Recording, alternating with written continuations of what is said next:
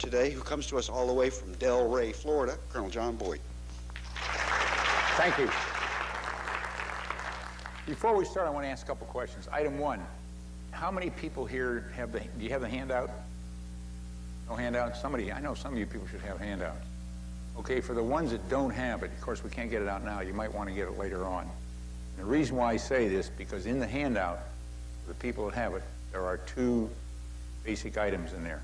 One being the paper destruction and creation, that's an essay form. And the one right behind it, you'll see if you're about halfway through, you'll pick it up. A presentation called Conceptual Spiral. Now, the destruction creation is written very tight. I think it's 16 pages. You can look as I recall. I think it's. And I wrote that back in 1976, and was, in a sense, what really got me going into the kind of things that I'm doing today. And the Conceptual Spiral was a takeoff on that. Together, what they really represent is basically what I call a foundation for vitality and growth, or in a more formal sense, what I call a foundation for comprehending, shaping, and adapting in an unfolding, evolving reality that is uncertain, ever-changing, unpredictable, in a very formal sense. The difference between them, they both talk about the comprehending, shaping, and adapting. And the second part is bringing out not only that uncertainty, not only that change and the unpredictability, but in a much deeper sense, at least in some sense, in a much deeper sense, why it has to be that way. So today, I will not be briefing on the destruction and creation per se. The presentation I'll be giving today will be on the conceptual spiral. And that's the presentation you see on the screen up there.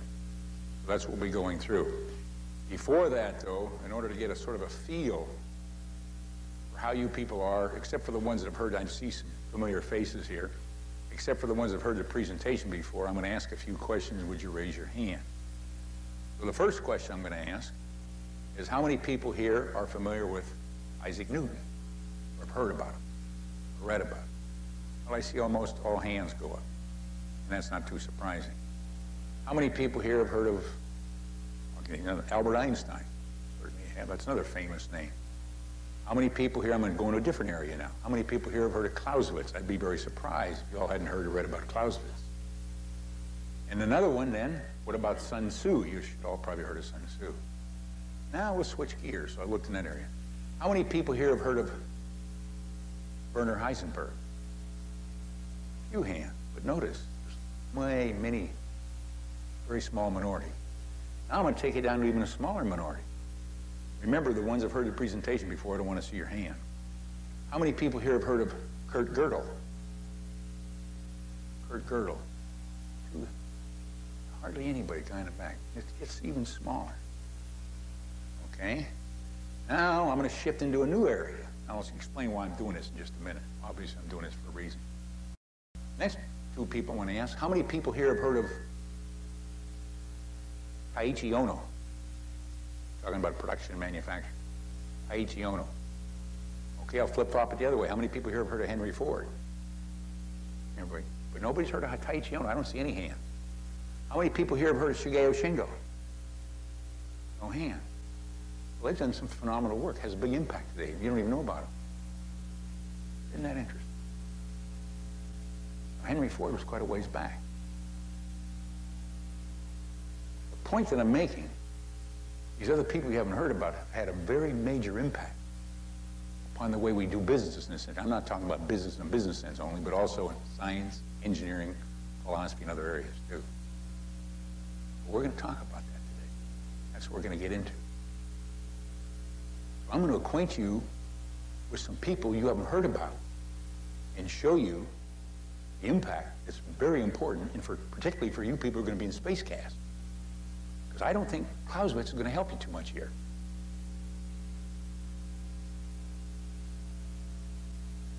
But these other people can help. Maybe not in a one-on-one situation, but in an indirect way can help quite a bit. And that's what I want to bring out today. Before we do that, I got few more preliminary remarks. First thing, there's three ways by which you can insult me. Three ways. One is if you call me an analyst. If you call me an analyst, you're telling me I'm a half-wit. I got half a brain. The second way you can insult me is if you call me an expert. That means I got it all figured out and I can't learn anything new. You ever notice on TV we always have these analysts and these experts? Got half-wits and people got it all figured out. The talking heads they talk about. And the third way you could insult me is when you call me an analytical expert. Not only am I a half-wit, I still think I got it all figured out. That's the worst insult of all. Now, to give you a feel why I say that, I'm going to take you through two thought experiments. The first thought experiment. Some of you people have heard it before, and you know what I'm going through, so don't tip anybody off. I want you all to imagine you're out on a ski slope. Now, you all have different images. I don't care. I might have an image different than yours. Couldn't care less. Store that image. Okay? Now imagine you're down in Florida. I happen to live there, but I used this before I arrived there. That you're out an outboard motorboat. You might even be towing water skiers. Stow that image. Don't have to tow the water skier. We're going to have two more images and we'll operate on them. Third image. Let's imagine that it's a nice spring day. And you're out there riding on bicycles with other people. Store that image. Final image. Let's imagine that you're a parent. Some of you probably are. It's Christmas time. You take your son to a department store, young son. Of course, some old ones might be this way too. And you notice he's very fascinated by these toy tanks and tractors with these caterpillar rubber treads. Got it? Store that image. About this point, you think, Boyd's gone bananas. Maybe I have. But let's continue. Now let's operate on those images.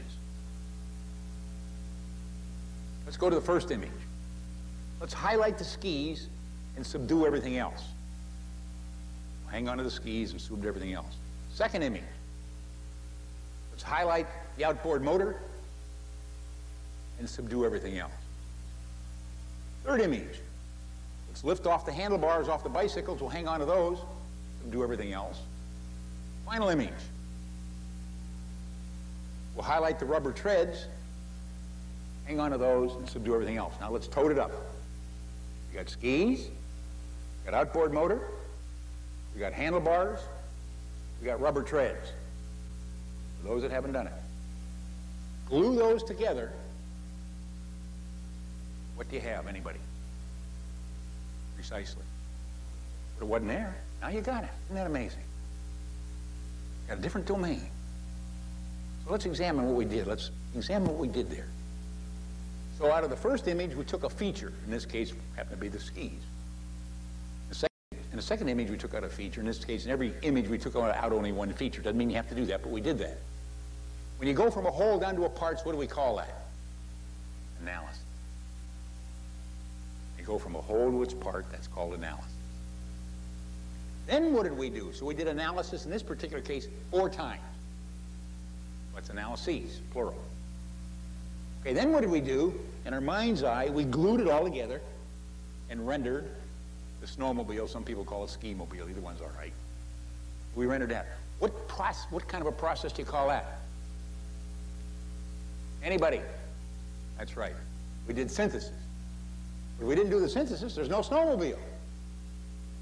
Well, I'm asking you, what's your job in Spacecast? You've got to build snowmobiles. Metaphorically.